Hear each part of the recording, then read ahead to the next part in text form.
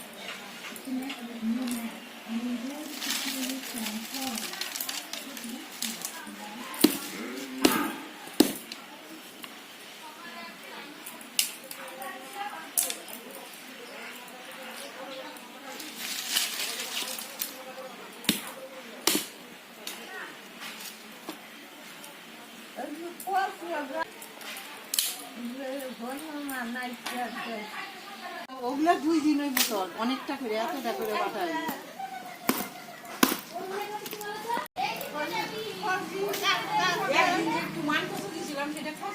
হ্যাঁ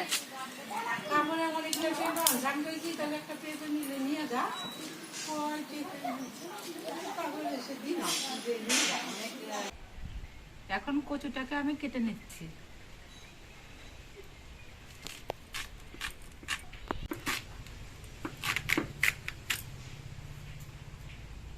অনেক বড় কচু আছে, এতটা পরিমাণ লাগবে না, তার জন্য আমি এটুকু নিচ্ছি আর বাদ বাকি রেখে দিচ্ছি।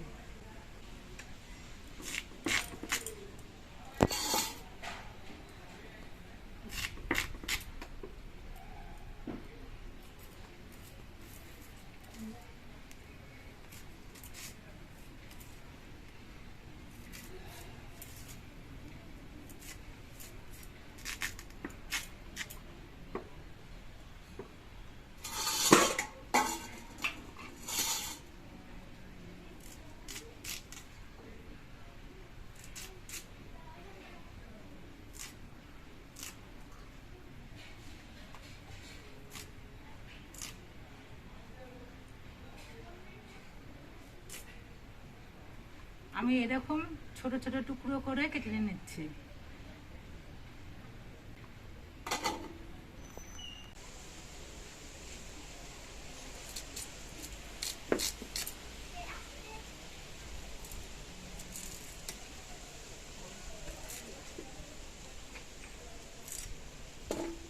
কচুগুলো সব কাটা হয়ে গেছে, সঙ্গে কিছু আলুও কেটে নিয়েছি এরকম সাইজ করে। এবার এগুলো ধুয়ে নিয়ে আসি।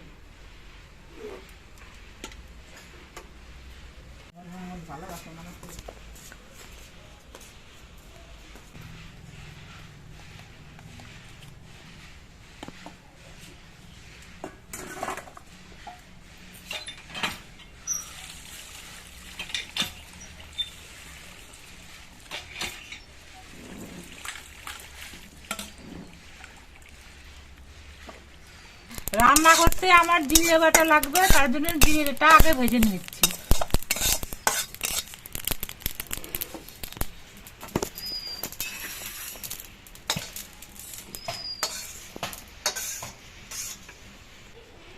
কচুটাকে সেদ্ধ করে নেব, তার জন্য জল দিয়ে দিচ্ছি। এবার কচুগুলো জলের মধ্যে দিয়ে দিচ্ছি।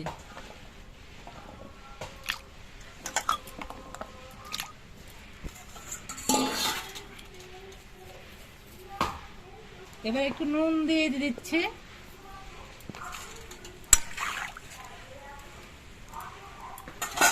এবার ঢাকা দিয়ে দেব। কচুগুলো সেদ্ধ হচ্ছে, এদিকে আমি মশলাগুলো করে নিই। কাঁচা লঙ্কা নিয়েছি আর নিয়েছি কিছু শুকনো লঙ্কা, দিয়ে বেটে নিচ্ছি।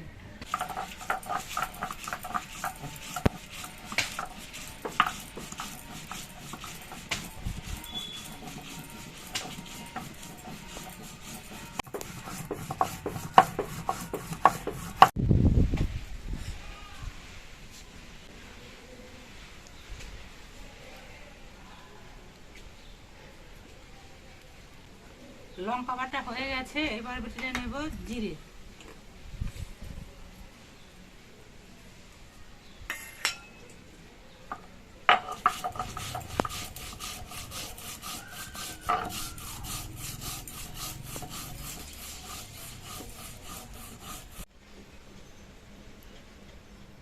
আমাদের এইখানে প্রচুর হনুমান, এই দেখুন একটা এসে বসে আছে।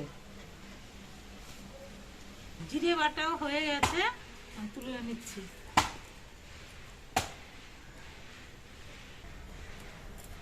এবার ঢাকনাটা খুলে দিচ্ছি।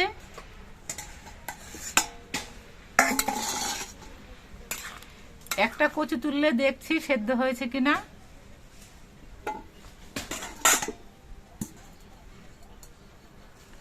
হ্যাঁ, সেদ্ধ হয়ে গেছে। এবার কচুগুলো তুলে নিচ্ছি।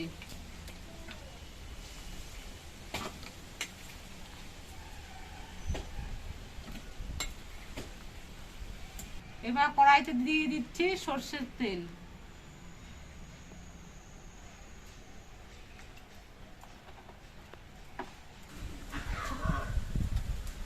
দিয়ে দিচ্ছি তেজপাতা, দিয়ে দিচ্ছি শুকনো লঙ্কা,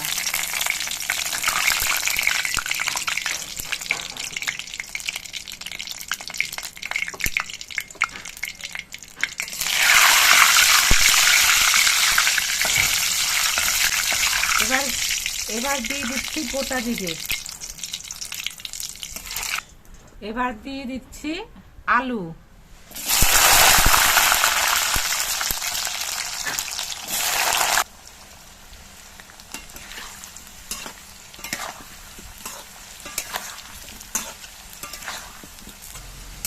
আলুগুলো একটু ভাজা ভাজা হওয়ার পর আমি কচুগুলো দিয়ে দিচ্ছি।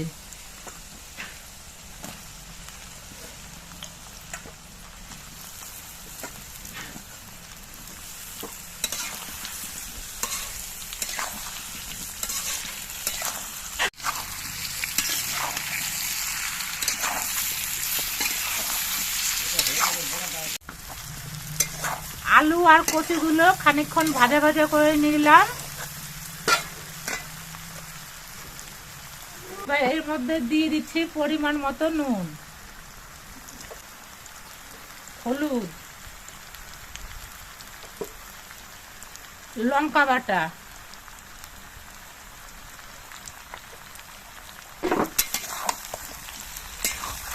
এবার আমি ভালো করে মিশিয়ে দেব।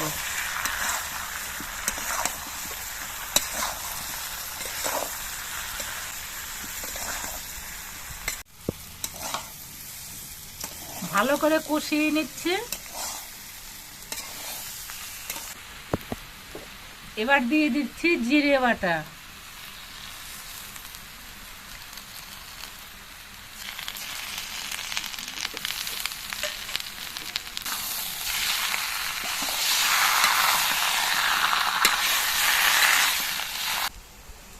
এবার ঝোল দিয়ে দিচ্ছি।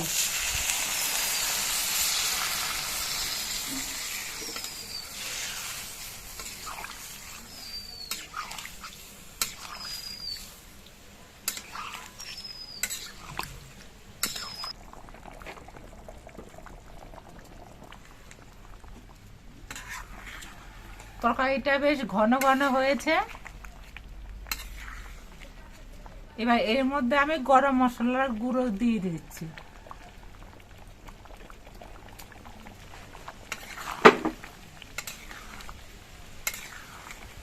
তরকারিটা হয়ে গেছে, এবার আমি নামিয়ে নিচ্ছি।